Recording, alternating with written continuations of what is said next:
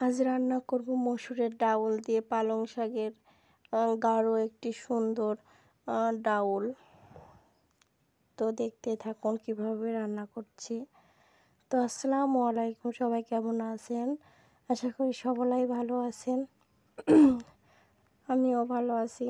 তো আজকে কিভাবে রান্না করছি এই ডাউলটি আপনারা দেখতে থাকুন। এই যে এখানে আমি ডাউল নিয়েছি আর পালং শাক নিয়ে খাতে দিয়ে দিয়েছি, দিয়ে সিদ্ধ করে দিচ্ছি। সিদ্ধ করার বেশি ভালো করে সিদ্ধ করার জন্য ঢাকনা দিয়ে ঢেকে দিয়েছি। তো এই যে সিদ্ধ প্রায় হয়ে গেছে আর দেখতে পাচ্ছেন বলক উঠছে, সে কারণে আমি এর ভিতরে মশলাগুলো সব দিয়ে দিচ্ছি। বাটা মশলা রান্না করতে যেগুলো লাগে আর কি, আমি সবগুলোই দিয়ে দিয়েছি এর ভিতর দিয়ে একটু ভালো করে নাড়াচাড়া করে যখন একটু বেশি সিদ্ধ হয়ে যাবে তখন আমি উনুন দিয়ে ঘাঁটি করে নিচ্ছি, কারণ এটি ডাউল হবে, তো সে কারণে ঘাঁটি করে নিলে ভালো হয়, মাখো মাখো ডাউলের সাথে মিশে যায়।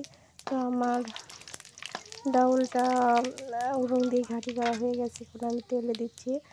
রসুন থেতো করে নিয়েছি, থেতো করা রসুন দিয়ে দিয়েছি আর পাঁচফোড়ন দিয়ে দিয়েছি। পাঁচফোড়ন দিয়ে এর ভিতরে এখন ডাউলটা দিয়ে দিচ্ছি আর তেলে দিলে আমার পালং শাকের ডাউল রান্না করা হয়ে যাবে।